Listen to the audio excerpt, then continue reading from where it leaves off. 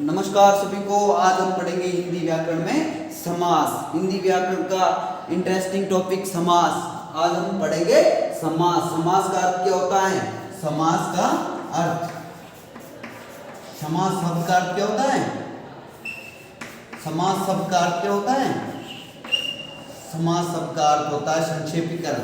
संक्षेपीकरण का छोटा रूप, संक्षिप्त करना, संक्षेपीकरण, बड़े शब्द का छोटा रूप, व्याकरणिक नियमों के अनुकूल होना चाहिए। ऐसा नहीं कि अपनी मर्जी से हर कुछ लिए। इसका अर्थ होता है घटाना या कम करना, घटाना या संक्षिप्त करना या छोटा करना। क्या होता है? घटाना या संक्षिप्त करना। क्या करना? संक्षिप्त करना, छोटा करना। क्या होता है? समास किसे कहते हैं?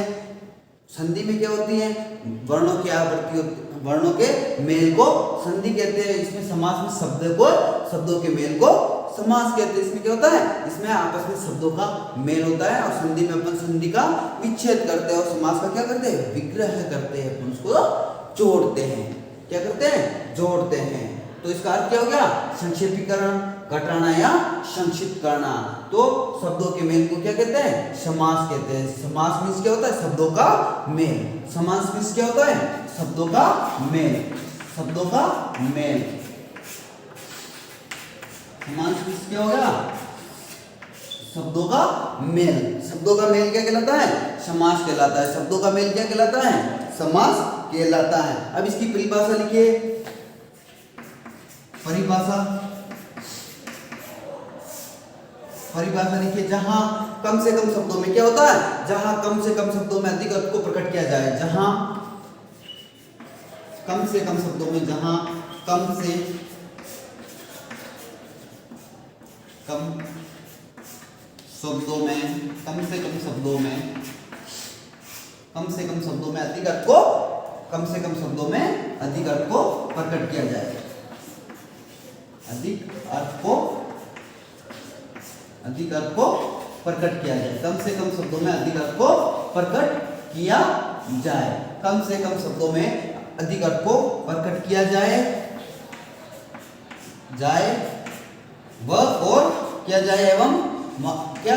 पद का अर्थ न बदले। क्या अर्थ? तो कम से कम शब्दों में अर्थ को प्रकट किया जाए एवं पद का अर्थ न बदले। पद का अर्थ न बदले, पद का अर्थ न बदले, न बदले, वह समास कहलाता है। वह समास कहलाता है। क्या कहलाता है? समास कहलाता है। समास कहलाता है। क्या कहलाता है? समास कहलाता है। क्या हो गया? जहां कम से कम शब्दों में अधिक अर्थ को प्रकट किया जाए। कम से कम शब्दों में किसको प्रकट किया जाए? अधिक अर्थ को प्रकट किया जाए। कम से कम शब्दों में अधिक अर्थ को प्रकट किया जाए एवं पद का अर्थ न बदले, उसे क्या कहते हैं? समास कहते हैं। उसे समास कहलाता है या समास कहते हैं, समास कहलाता है। जैसे अपन उदाहरण देखते हैं, इसको आपको समझ में आ जाएगा। जैसे अपन कहते हैं कि रसोई के लिए घर, रसोई के लिए घर, रसोई के लिए घर होता है, उसको अपन क्या कहते हैं? रसोई घर कहते हैं। अपन ऐसे थोड़ा कहेंगे कि अपन रसोई के लिए घर उसमें जा रहे हैं, रसोई घर में जा रहे हैं। क्या कहते हैं? सीधा क्या कहते हैं? रसोई घर में जा रहे हैं। क्या कहते हैं? रसोई घर में जा रहे हैं। रसोई के लिए जो घर होता है उसको क्या कहते हैं? रसोई घर। अब राजा का पुत्र, अपन बार बार यूं थोड़ी कहेंगे राजा का पुत्र, राजा का पुत्र। उसको एक ही शब्द में कह देंगे राजपुत्र, राजा का पुत्र। राजा का पुत्र का क्या होगा? राजपुत्र। क्या होगा? राजपुत्र, राजपुत्र। हाथ के लिए कड़ी, हाथ के लिए कड़ी को क्या कहते हैं? हथकड़ी। हाथ के लिए कड़ी, हाथ के लिए जो कड़ी होती है उसको क्या कहते हैं? हथकड़ी। क्या कहते हैं? हथकड़ी। जो हाथ में पहनते नहीं होते, पुलिस वाले चोर को पहनाते कि पहनाते, उसको क्या थोड़ा कहते हैं? हाथ में पहने हुई हथकड़ी, हथकड़ी कहते हैं। रसोई के लिए घर होता है उसको रसोई घर कहते हैं और राजा का जो पुत्र होता है उसको अपन क्या कहते हैं? राजपुत्र कहता है। समास में क्या होता है? शब्दों का मेल होता है। संधि में क्या होता है? संधि में वर्णों का मेल होता है, संधि में उसका विच्छेद करते हो, समास में उसका विग्रह करते हैं। कम से कम शब्दों में अधिक अर्थ को प्रकट किया जाए वह पद क्या कहलाता है, और पद का अर्थ न बदले, यूनिक हाँ अर्थ का अनर्थ कर दिया अपन ने, यानी रसोई के घर, यानी रसोई के लिए घर का यूनिक बना दिया कि अर्थ हो गया जेल, मतलब उसका अर्थ भी नहीं बदलना चाहिए। राजा का पुत्र राजपुत्र यानी हो जाना, यहाँ मतलब भिखारी पुत्र नहीं लिख देना चाहिए, मतलब उसका अर्थ नहीं बदलना चाहिए, क्या उसका अर्थ नहीं बदलना चाहिए, कम से कम शब्दों में अधिक से अधिक अर्थ। तो अब हम पढ़ेंगे समास के भेद। समास के कितने भेद होते हैं, समास के कितने भेद होते हैं, समास के 6 भेद होते हैं। कितने भेद होते हैं, 6 भेद होते हैं। हिंदी व्याकरण में समास के 6 भेद माने जाते हैं। हिंदी व्याकरण में समास के कितने भेद माने जाते हैं, 6 भेद माने जाते हैं। लिख लेते हैं अपन हिंदी व्याकरण में, हिंदी व्याकरण में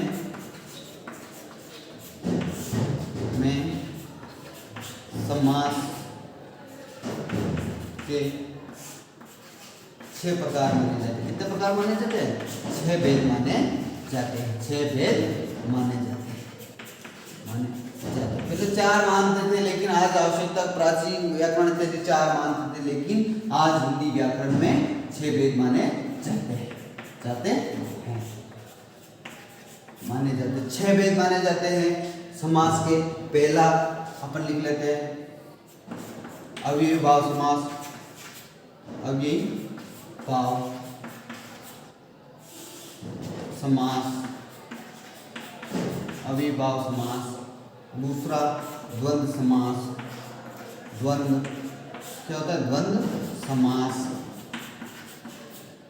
तीसरा द्विगु समास, द्विगु समास। चौथा कर्मधारय समास, चौथा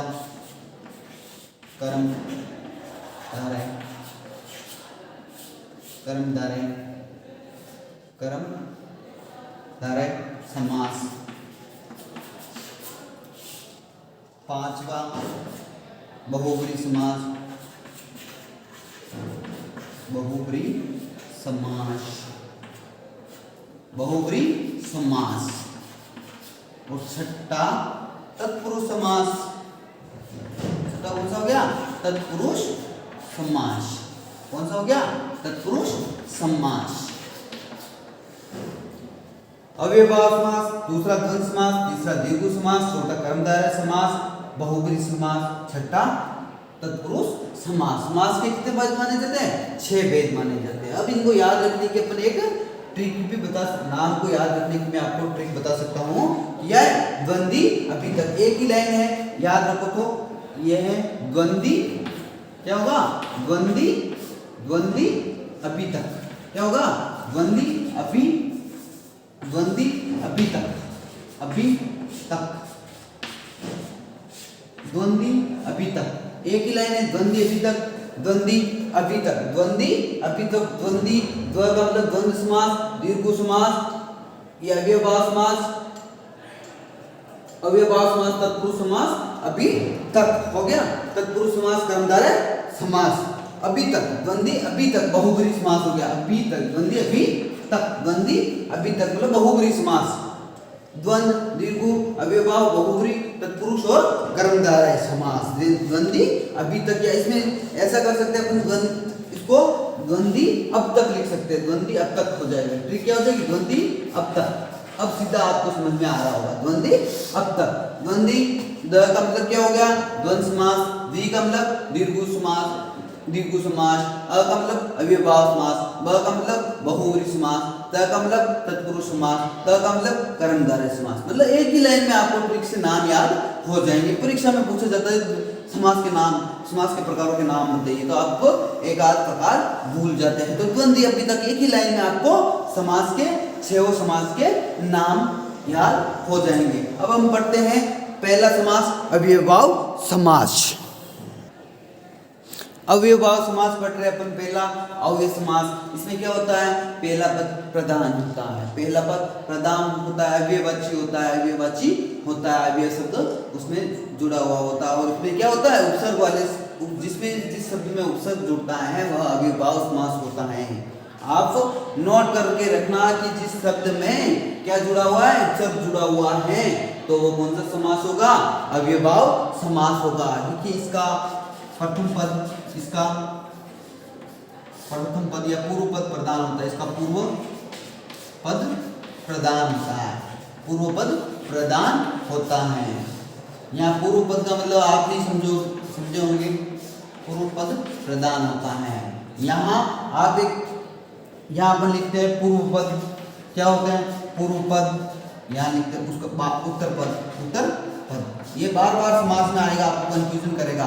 मुख्य पद, मुख्य खंड, मुख्य पद, दूसरा आएगा गौण पद, गौण पद, प्रथम पद, प्रथम पद, दूसरा पद या द्वितीय पद, दूसरा पद, दूसरा पद।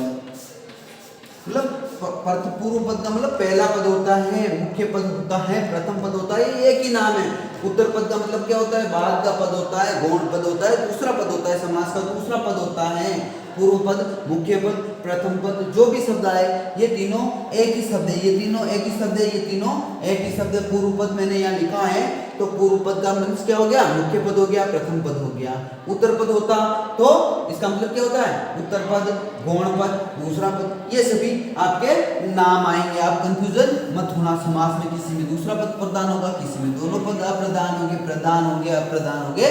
और इसमें क्या होता है, उपसर्ग वाला शब्द, क्या शब्द में अगर उपसर्ग है, उपसर्ग वाला शब्द अव्ययभाव समास होगा। उपसर्ग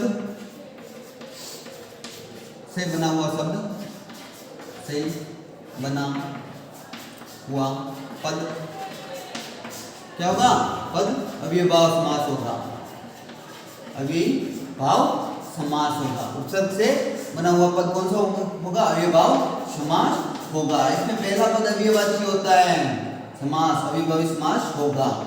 उपसर्ग से बना हुआ सब अव्ययभाव समास होगा। अब उपसर्ग से कैसे होगा, अपन कहते हैं उपसर्ग से कैसे, जैसे अपन इसको उदाहरण देखते हैं, जैसे अपन यहाँ लिखते हैं यथाशक्ति, यथाशक्ति, शक्ति है जैसे, यथाशक्ति का, यथाशक्ति में क्या है, उपसर्ग यथा किससे बना है, संधि विच्छेद करेगा अगर तो हम, तो यथा प्लस शक्ति से बना, यथा प्लस शक्ति से मिलकर बना, यथा प्लस शक्ति से मिलकर बना है। आपको समझाने के लिए मैंने यहाँ विच्छेद, संधि विच्छेद किया है, बाकी इसमें संधि विच्छेद नहीं होती। अब संधि विच्छेद में इसके और सकता है यथाक्रम, यथाक्रम, यथा प्लस क्रम, यथा उपसर्ग से क्या बन गया, यथाक्रम, यथा शीघ्र, यथा शीघ्र, मतलब ये यथा जुड़े हुए, यथा धर्म, यथा धर्म,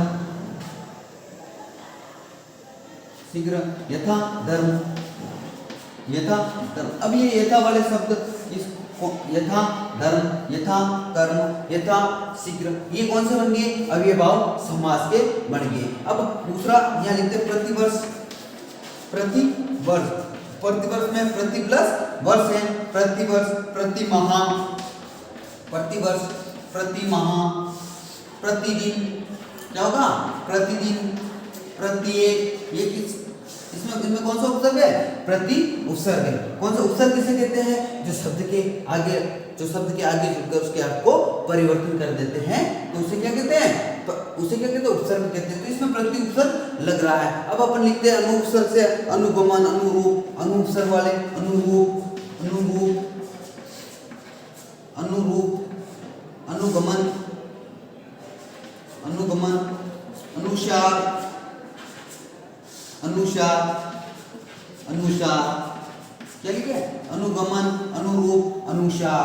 अब अपन लिखते हैं आ उपसर्ग से आजीवन, क्या होगा, आमरण, आजीवन, आगमन, आजीवन, आजीवन, आमरण, आजीवन, आमरण, आमरण, आगंतुक, आगंतुक, आपको परीक्षा में ऐसे शब्द दिए हुए होंगे और कहेंगे कि आपको प्रतिवर्ष में कौन सा समास है, आपको देखना है कि प्रति में प्रति उपसर्ग लगा हुआ है, उपसर्ग से जुड़े हुए, उपसर्ग से केवल एक ही समास बनता है, वह कौन सा समास है, अव्ययभाव समास होगा। अव्ययभाव समास में एक और शब्द होता है, अगर किसी शब्द की पुनरावृत्ति हो तो वह अव्ययभाव समास होगा। अगर किसी नोट करके लिखिए, नोट, अगर किसी अगर किसी शब्द की पुनरावृत्ति हो, क्या हो, पुनरावृत्ति हो, अगर किसी शब्द की क्या हो, पुनरावृत्ति हो, तो कौन सा समास होगा, पुनरावृत्ति हो तो वहां अव्ययभाव समास होगा, अव्ययभाव समास होगा। किसी शब्द की पुनरावृत्ति हो तो अव्ययभाव समास होगा, क्या होगा, अव्ययभाव समास होगा। शब्द की पुनरावृत्ति होगी मतलब बार बार आएगा, कभी कभी।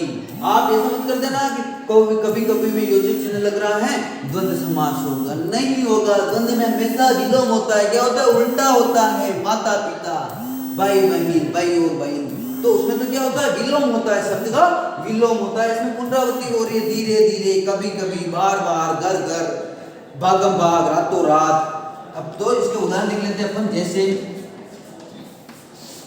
धीरे धीरे, धीरे धीरे, धीरे धीरे, कभी कभी, कभी कभी, भागम भाग, रातों रात, रातों रात, रात और रात, रातों रात हो गया, रात और रात, घर घर, घर घर आदि।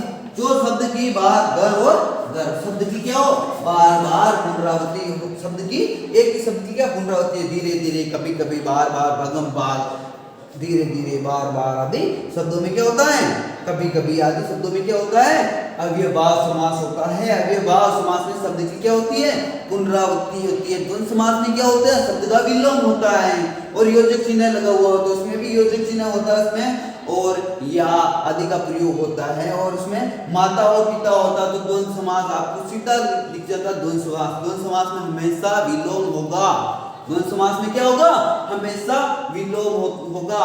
अव्ययभाव समास में आपको पहला तो याद रखना है कि पहला पद प्रधान होता है।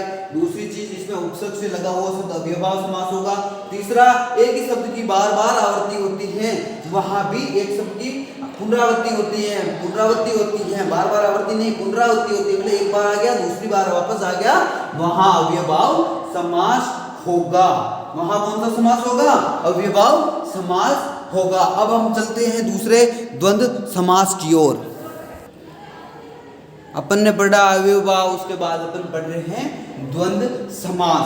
द्वंद्व समास में दोनों पद प्रधान होते हैं। द्वंद्व समास में क्या होता है, दोनों पद प्रधान होते हैं, दोनों पद प्रधान होते हैं, दोनों पद प्रधान होते हैं, दोनों पद क्या होते हैं, प्रधान होते हैं।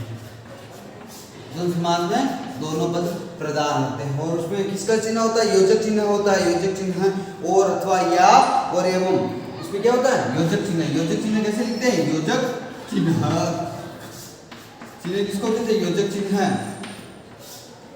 ये योजक चिन्ह है।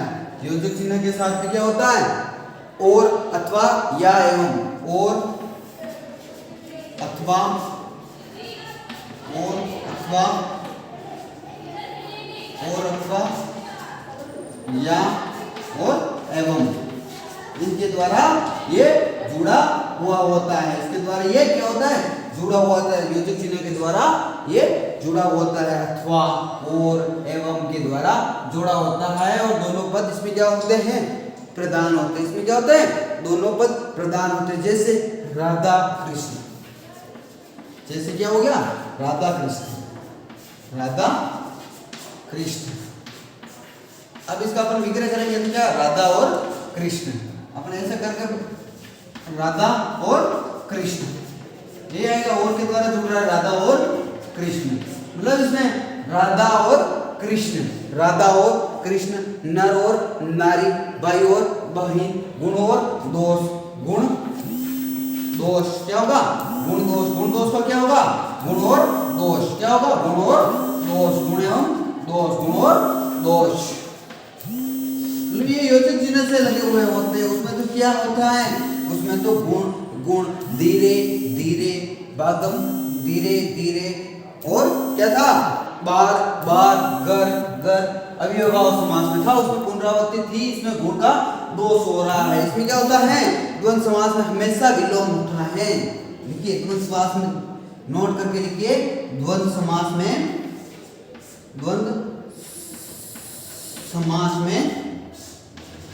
क्या होगा, हमेशा विलोम होगा, हमेशा विलोम होगा। द्वंद्व समास में हमेशा विलोम होगा। विलोम मीन्स उल्टा होगा। द्वंद्व समास में हमेशा विलोम होगा। हो रहा है होगा राधा कृष्ण गुण दोष धर्मा धर्म। अब यहाँ धर्मा धर्म। अब आप कहोगे कि धर्मा धर्म में धर्म दो बार आवर्ती नहीं, धर्मा धर्म में इसका अपन धर्म और अधर्म क्या होगा, इसका विग्रह करेंगे तो धर्म और अधर्म, धर्म और अधर्म। धर्म अधर्म का क्या होगा, धर्म और अधर्म, धर्म और अधर्म, धर्म और अधर्म होगा। धर्माधर्म में धर्म पापा पाप, पाप और अपाप, पापा पाप का क्या होगा, पाप और अपाप, पाप और अपाप। पापा पाप का क्या होगा, पाप और अपाप, पाप और अपाप होगा। अब लाभालाभ का क्या होगा, लाभ और अलाभ।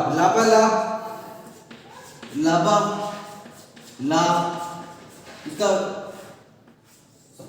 क्या होगा, लाभ विग्रह करने पर क्या होगा, लाभ और अलाभ होता है। लाभ और इसका विच्छेद करने पर भी ऐसा ही होता है, लाभ प्लस अलाभ से लाभालाभ बना है। मतलब इसमें विलोम हो रहा है। क्या हो रहा है, विलोम हो रहा है, हमेशा विलोम हो रहा है। राधा कृष्ण गुण दोष भाई बहन क्या होगा, भाई बहन। इसका और समास का उदाहरण को है, भाई बहन है, भाई बहन है, माता पिता है, भाई बहन है, नर नारी है, नर नारी। ये सभी द्वंद्व समास के उदाहरण है। द्वंद्व समास में दोनों पद प्रधान होते हैं, दोनों पद हमेशा अलग अलग अर्थ होते हैं, दोनों पद प्रधान होते हैं, एक दूसरे पर निर्भर नहीं होते हैं।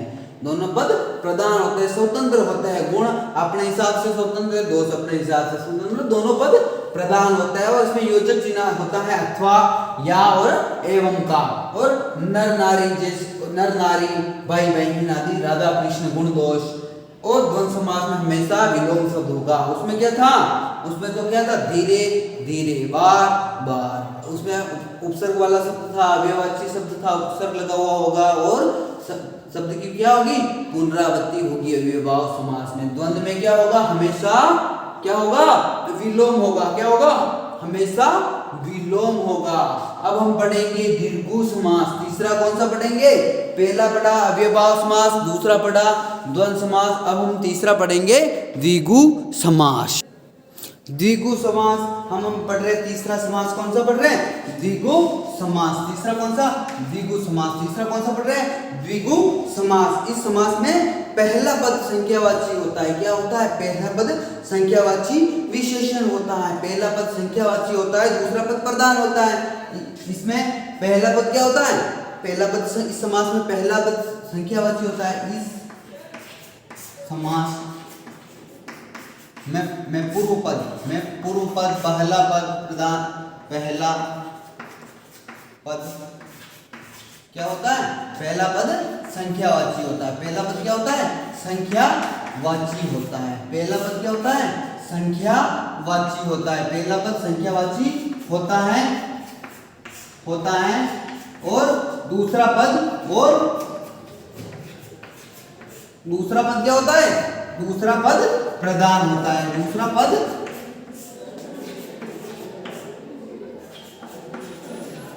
पद प्रधान होता है। पहला पद क्या होगा, संख्यावाचक होगा, दूसरा पद प्रधान होगा। पहला पद क्या होगा, संख्यावाची होगा और दूसरा पद प्रधान होगा।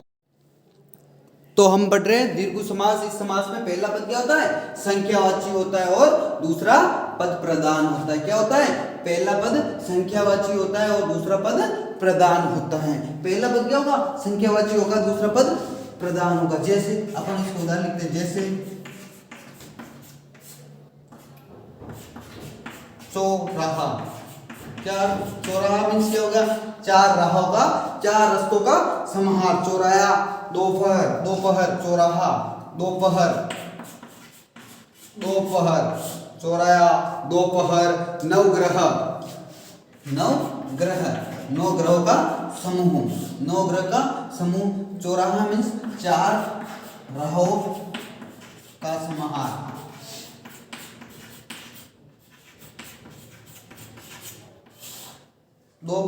दोपहर, नवग्रह 9 ग्रहों का समूह, 9 ग्रहों का समूह। त्रिवेणी, जहां क्या होता है 3 रास्ते मिलते, 3 नदियां मिलती, उसको अपन क्या कहते हैं त्रिवेणी।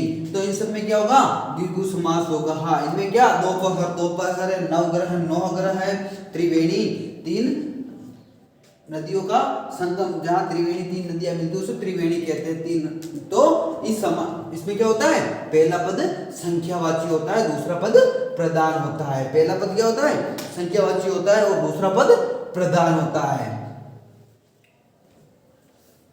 त्रिवेणी, नवग्रह, दोपहर, चौराहा, नवरात्रि, इन सभी में क्या है दीर्घु समास। चौथा समास कर्मधारय समास। चौथा कौन सा समास कर्मधारय समास होता है। इसमें क्या होता है एक पद विशेषण होता है और दूसरा पद विशेष्य होता है। इस समास में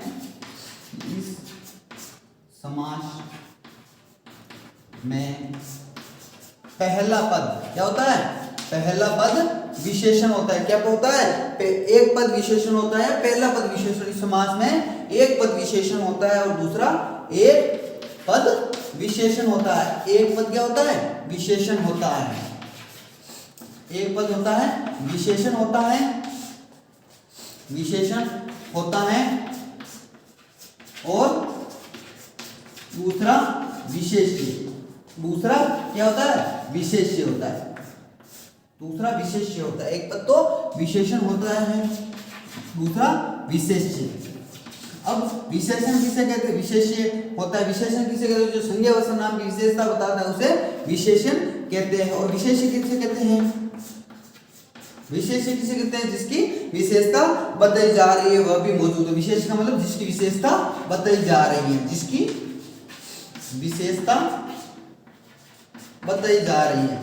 क्या होता है जिसकी विशेषता बताई जा रही है, जिसकी विशेषता बताई जा रही है उसे क्या कहते हैं बताई जा रही वो वह भी मौजूद हो।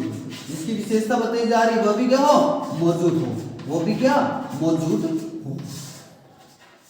जिसकी विशेषता बताई जा रही है वह भी क्या हो वो भी वहां मौजूद हो, उसे क्या कहते हैं उसे विशेष्य कहते हैं। विशेषण किसे कहते हैं संज्ञा व सर्वनाम की विशेषता बताने वाले शब्दों को क्या कहते हैं विशेषण कहते हैं। इसमें एक पद विशेषण होता है और दूसरा पद विशेष्य होता है। इसमें क्या दूसरा पद क्या होता है प्रधान होता है। जैसे अपन उदाहरण देखते हैं महादेव, जैसे महादेव महादेव किसको कहते हैं देवताओं में है जो देवताओं में महान है जो, किसको कहते हैं देवताओं में महान है जो, महान है जो। महादेव क्या हो गया देवताओं में महान है जो। चरण कमल, अब चरण कमल जिसके चरण क्या है कमल के समान है, जिसके क्या है चरण है जो कमल के समान। चरण कमल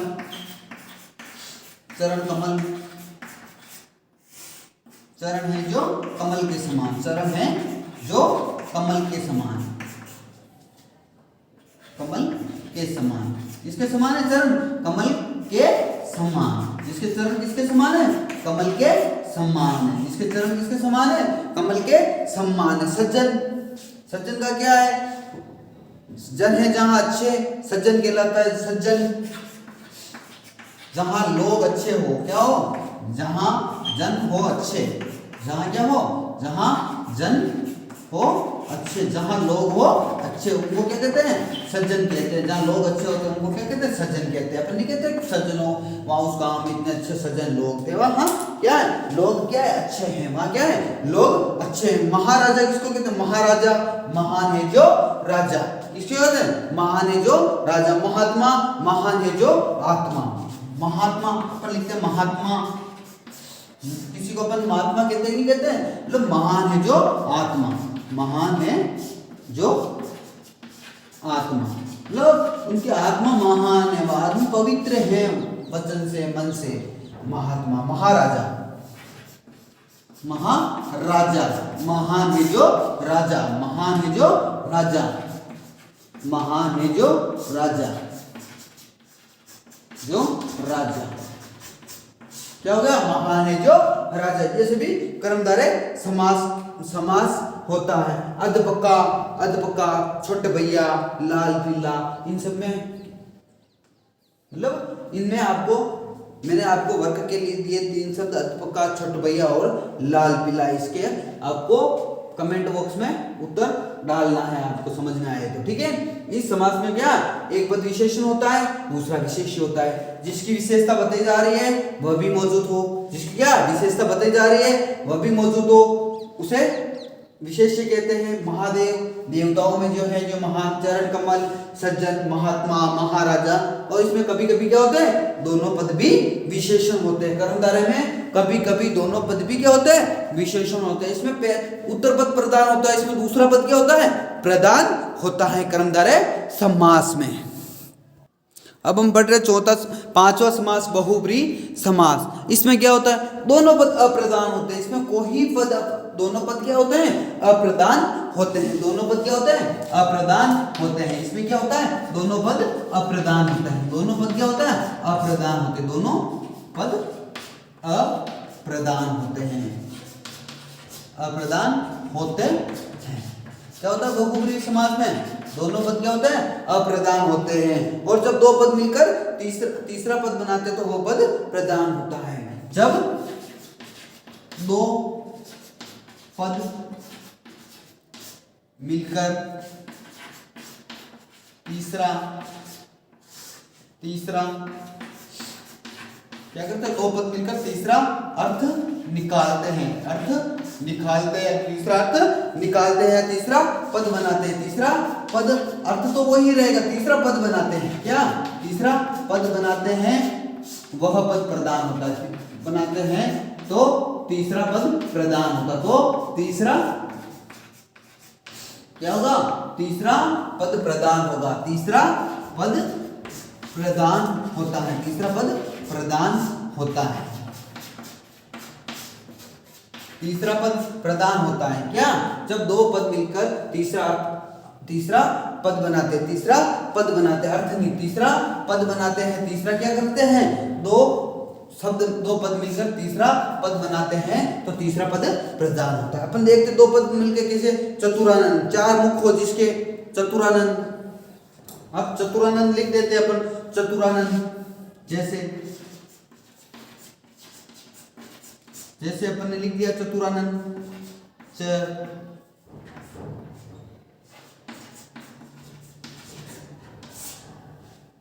चतुरानंद अपन ने क्या लिख दिया? चतुरानंद। चतुरानंद किसको कहते हैं? 4 मुख हो जिसके। 4 मुख किसके हैं? ब्रह्मा के। चतुरानंद मींस 4 मुख हो जिसके, 4 मुख हो जिसके। चतुरानंद किसके कहते हैं? 4 मुख हो जिसके। अब 4 मुख चतुरानंद कहते हैं अपने दिमाग में किसका नाम होता है? 4 मुख का नाम आता है, ब्रह्मा का नाम आ जाता है। किसका नाम आता है? कि ब्रह्मा का नाम आ जाता है। किसका नाम आ जाता है? अपने मन में ब्रह्मा का नाम आ जाता है। दशानंद अपन लिखते दशानंद, दशानंद 10 मुख हो जिसके, 10 मुख हो जिसके। 10 मुख किसके हैं? 10 मुख हो जिसके। किसके हैं 10 मुख? 10 मुख हो जिसके। 10 मुख हो जिसके दशानंद आते हैं अपने दिमाग में, क्या आ जाता है? रावण, जिसके 10 मुख है, 10 माते हैं। क्या है? रावण का नाम आ जाता है। कि नहीं आ जाता अपने दिमाग में कि रावण क्या आ जाता है? रावण, दशानंद, रावण आ जाता है। अब त्रिनेत्र, 3 नेत्र हैं जिसके, 3 नेत्र हैं जिसके, 3 नेत्र हैं जिसके। त्रिनेत्र आते हैं, किसका नाम आ जाता है? शिव का। किसका आ जाता है? शिव का। आता नहीं आता? त्रिनेत्र है जिसके, मतलब शिव का नाम आ जाता है। त्रिनेत्र किसके हैं? शिव के। त्रिनेत्र है जिसके, शिव के। लंबोदर, लंबा है उधर जिसका, गणेश। पीतांबर आते ही किसका आ जाता है? कृष्ण का आ जाता है। पीलांबर है जिसका, चक्रपाणी, चक्रपाणी चक्र को धारण करने वाला, चक्रपाणी चक्र को धारण करने वाला कौन है? चक्र को धारण करने वाला विष्णु, चक्र को धारण करने वाला क्या है? चक्र को धारण करने वाला। कौन धारण करने वाला? कौन है चक्रपाणी? विष्णु। कौन है? विष्णु। अपन कहते हैं चतुर्भुज, चतुर्भुज 4 भुजाओं वाले, त्रिनेत्र 3, पंचानन, पंचानन किसको कहते हैं? पंचानन कहते हैं, अपने दिमाग में आ जाता है, क्या जाता है? हनुमान जी। लंबोदर कहते हैं, लंबोदर, लंबोदर, लंबोदर, लंबोदर कहते क्या जाता है? लंबोदर कहते क्या जाता है? गणेश जी। क्या जाता है?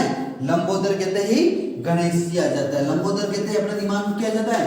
गणेश जी का फोटो आ जाता है कि गणेश जी को कह रहे हैं, उनका ही लंबी नाक है, उसका भी उनका ही लंबा नाक है। और चक्रपाणी विष्णु के को कहते हैं, ऐसे त्रिनेत्र शिव को कहते हैं। तो इसमें क्या होता है? दोनों पद प्रदान होते हैं, दोनों पद प्रदान होते हैं, अप्रदान होते हैं और तीसरा पद बनाते हैं। चतुरानंद कहते हैं, अपने दिमाग में आ जाता है कि विष्णु के ब्रह्मा के लिए कहा, दशानंद कहते हैं रावण के आ जाता है, त्रिनेत्र कहते हैं शिव के लिए आ जाता है, चक्रपाणी कहते हैं विष्णु के लिए आता है, लंबोदर कहते ही गणेश जी के लिए आ जाता है, चंद्रमौली कहते हैं शिव के लिए आ जाता है। ऐसे पीताम्बर कहते ही पीला है अंबर, जिसका कृष्ण के लिए आ जाता है, पीताम्बर कहते हैं कृष्ण के लिए आ जाता है। तो ये हो गया बहुब्री समास होता है। इसमें दोनों पद अप्रदान होते हैं। बहुब्री समास में क्या होता है?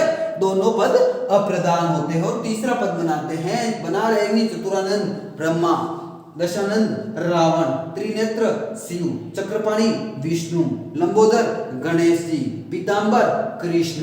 तो इसमें तीसरा पद बनाते हैं।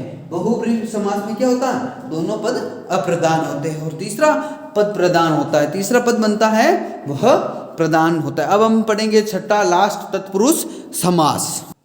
तत्पुरुष समास पढ़ रहे हैं हम, तत्पुरुष समास। इसमें क्या होता है? तत्पुरुष समास में ये दोनों पद किसे? किसी कारक चिन्ह से बंधे हुए होते हैं। इसमें क्या है? किसी कारक चिन्ह से बंधे हुए होते हैं, किसी कारक चिन्ह से बंधे हुए होते हैं। और इसमें उत्तर पद या दूसरा पद प्रदान होता है। इसमें उत्तर पद प्रदान होता है। इसमें क्या? उत्तर पद प्रदान होता है। उत्तर पद, गौण पद, दूसरा पद, सभी इसी को कहते हैं दूसरा पद प्रदान होता है। क्या होता है? प्रदान होता है। दूसरा पद क्या होता है? प्रदान होता है। और ये पद किसी कारक चिन्ह से क्या होते हैं? बंधे होते हैं। दोनों पद किसी कारक चिन्ह से बंधे होते हैं। दोनों पद क्या होता है? दोनों पद किसी कारक चिन्ह से, किसी कारक चिन्ह से बंधे होते हैं। क्या होता है? दोनों पद किसी कारक चिन्ह से बंधे होते हैं। मतलब दोनों पदों के बीच में किसी किसी कारक चिन्ह का होता है। अब कारक चिन्ह का होता है, जैसे राजपुत्र, अपन ने यहाँ लिख दिया, जैसे लिख लिया, जैसे राजपुत्र, क्या लिख लिया? राजपुत्र। अब राजपुत्र का अर्थ क्या हो गया? राजा का पुत्र। क्या हो गया? राजा का पुत्र। अब ये कारक चिन्ह से बंधे हुए है कि नहीं है? कारक चिन्ह से बंधे हुए है कि नहीं है? कि का इसमें रोगग्रस्त, क्या हुआ? रोगग्रस्त, रोग से क्या हो गया? रोग से ग्रस्त में से कारक चिन्ह है, कर्ता ने कर्म को करण से, रोग से ग्रस्त, राजा का पुत्र। तो कर्ता ने कर्म को, कर्म से संप्रदान के लिए अधिकरण में पर संबोधन है रे कर्ता। मतलब इसमें कर्ता और संबोधन का अर्थ नहीं होता है तत्पुरुष में। ये केवल 6 कारक चिन्हों से ही बंधा होता है, कर्म, करण, संप्रदान, अपदान और संबंध और अधिकरण से। अपन देख लेते हैं, एक एक इसके उदाहरण लिखते हैं और एक एक के बारे में अपन देख लेते हैं। इसी के आधार पर तत्पुरुष समास क्या होता है? तत्पुरुष समास 3 प्रकार का, तत्पुरुष समास के 3 अन्य भेद होते हैं, नस तत्पुरुष, प्रादि तत्पुरुष और अलुग तत्पुरुष। तो अपन यहाँ लिखते हैं, जैसे कर्ता तो होता ही नहीं है इसमें, तत्पुरुष में कर्म होता है। क्या होता है? कर्म तत्पुरुष। कर्म का अपन उदाहरण लिख लेते, यहाँ लिख लेते। कर्म का क्या चिन्ह होता है? को होता है। कर्म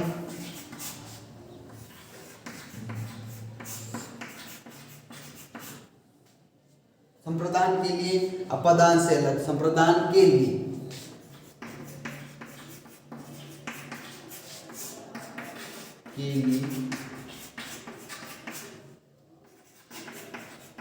अपादान से अलग, अपादान से अलग।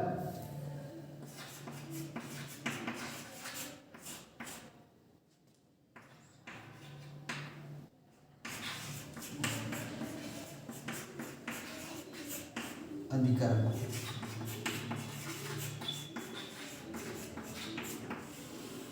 अधिकरण लिखिए। अब कर्ता में, कर्ता का बोध होता है कारक में देखा आपने, कर्म में कर्म का मतलब कर्ता का प्रभाव किस पे पड़ता है? करने वाले पे पड़ता है तो कर्ता कारक होता है, कर्म पे पड़ता है तो कर्म होता है, करण में संबंध होता है, संप्रदान में मतलब संप्रदान में क्या होता है? संप्रदान किसी के लिए होता है, अपादान में अलग होता है, संबंध में काके के लिए होता है, अधिकरण में मैं पर होता है, मैं पर होता है। क्या होता है? मैं पर। अब कर्म में यहाँ गिरह कट उदाहरण लिखते हैं अपन, गिरह कट क्या लिखते हैं इसके उदाहरण? गिरह कट, गिरह कट, गिरह को काटने वाला। क्या हो गया? गिरह को काटने वाला, गिरह को काटने वाला गिरह कट कहलाता है। गिरह को काटने वाला क्या कहलाता है? गिरह कट। अब इसमें क्या आ रहा है? को आ रहा नहीं आ रहा? कारक चिन्ह, विभक्ति चिन्ह क्या आ रहा है? को आ रहा है। मनचाहा, मनचाहा, मनचाहा, मनचाहा में क्या आएगा? मन से चाहने वाला, मन से चाहने वाला, मनचाहा मन से चाहने वाला, मनचाहा कहलाता है। मन से चाहने वाला क्या कहलाता है? मनचाहा, मन से चाहने वाला मनचाहा कहलाता है। मन से चाहने वाला क्या कहलाता है? मनचाहा कहलाता है। रसोईघर, रसोईघर, रसोईघर, रसोईघर का क्या होगा? रसोई के लिए घर। क्या होगा? रसोई के लिए घर। क्या होगा? रसोई के लिए घर। रसोई का अर्थ होगा रसोई के लिए घर। देश निकाला, अलगाव की स्थिति पैदा करा, देश निकाला, देश से निकालना, देश से निकालना, देश निकाला, देश से निकालना, देश से निकालना, देश से निकालना या देश से निकालना, देश निकाला, देश से निकालना या देश से निकाला। संबंध में राजपुत्र क्या होगा? राजपुत्र संबंध कारक बता रहा है नहीं बता रहा? राजपुत्र, राजा का पुत्र बता रहा है, राजा का पुत्र। क्या बता रहा है? राजा का पुत्र बता रहा है नहीं बता रहा? संबंध इसमें मतलब पद किसी कारक चिन्ह से बंधे हुए होते हैं। मार्ग व्यय, मार्ग में व्यय, मार्ग व्यय, मार्ग में व्यय मतलब रास्ते में जो खर्चा हुआ, मार्ग में, मार्ग में व्यय, मार्ग में व्यय मतलब ये इसमें किसी न किसी कारक चिन्ह से बंधे हुए होते हैं। एग्जाम में ऐसे ही पूछता है कि गिरहकट में कौन सा तत्पुरुष है? कर्म तत्पुरुष है, कर्म तत्पुरुष है या कर्म तत्पुरुष है या संप्रदान है या अपादान? आपको पता होगा गिरह को काटने वाला तो कर्म तत्पुरुष है, कर्म तत्पुरुष है। तो उत्तर इसमें क्या दूसरा पद प्रदान होता है। तत्पुरुष में क्या होता है? दूसरा पद प्रदान होता है और दोनों किसी कारक चिन्ह से क्या होते हैं? बंधे होते हैं। दोनों किसी कारक चिन्ह से बंधे होते हैं। तो अब अपन पढ़ते हैं तत्पुरुष समास के तीन अन्य भेद पढ़ते हैं। क्या होता है तत्पुरुष समास के? इसके आधार पर तत्पुरुष समास के तीन अन्य भेद और होते हैं।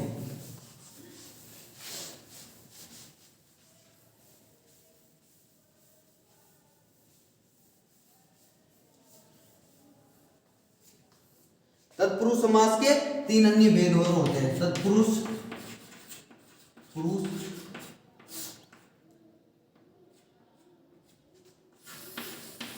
समास के तीन अन्य भेद होते हैं, तीन अन्य भेद होते हैं।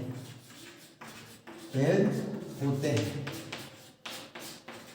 तत्पुरुष समास के तीन अन्य भेद होते हैं। पहला नए तत्पुरुष, पहला क्या नए तत्पुरुष। इसमें क्या होता है नकारात्मकता का बोध होता है। क्या होता है नए तत्पुरुष में जहां नकारात्मकता का बोध हो, जहां नकारात्मकता नेगेटिविटी का बोध हो, तो नहीं का बोध हो, जहां नकारात्मकता का बोध हो, इसका बोध हो नकारात्मकता का बोध हो, तो वहां कौन सा होगा नए तत्पुरुष होगा। नए तत्पुरुष होगा।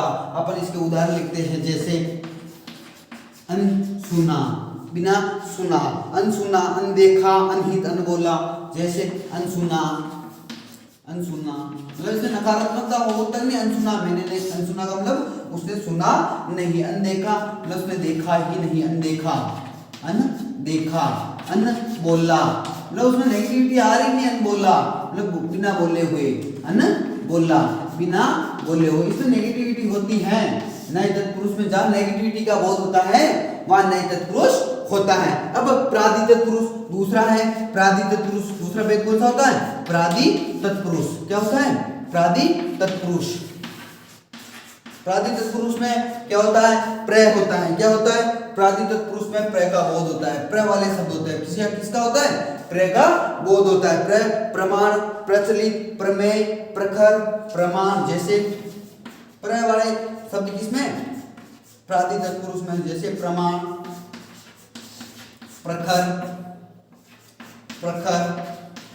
प्रचलित। प्रय वाले शब्दों में प्रयोगसर्ग वाले शब्द प्रादि तत्पुरुष में आते हैं। अलुक तत्पुरुष तीसरा है। अलुक तत्पुरुष क्या है अलुक तत्पुरुष। अलुक तत्पुरुष क्या होता है अलुक तत्पुरुष। अलुक तत्पुरुष का तीसरा भेद है अलुक तत्पुरुष। अलुक तत्पुरुष में स्थिर चीजों का बोध होता है। स्थिर चीजें होती है जैसे युधिष्ठिर, मनसीज स्थिर। जैसे क्या युधिष्ठिर, युधिष्ठिर, युधिष्ठिर, युधिष्ठिर, युधिष्ठिर, युधिष्ठिर, युधिष्ठिर, युधिष्ठिर, युधिष्ठिर, युधिष्ठिर, मनसीज स्थिर चीजें, मनसीज, मनसीज स्थिर चीजों का बोध होता है। स्थिर चीजें होती है उसका बोध होता है मनसीज, युधिष्ठिर। तो ये तीनों किसके तत्पुरुष समास के अन्य भेद होते हैं। नए तत्पुरुष, प्रादि तत्पुरुष, अलुक। इसमें स्थिर चीजों का बोध होता है। इसमें प्रय उपसर्ग वाले शब्द होते हैं और इसमें नेगेटिविटी का बोध होता है। कि इसका बोध होता है नेगेटिविटी का। तो आज हमने पढ़े समास के 6 भेद के उदाहरण सहित।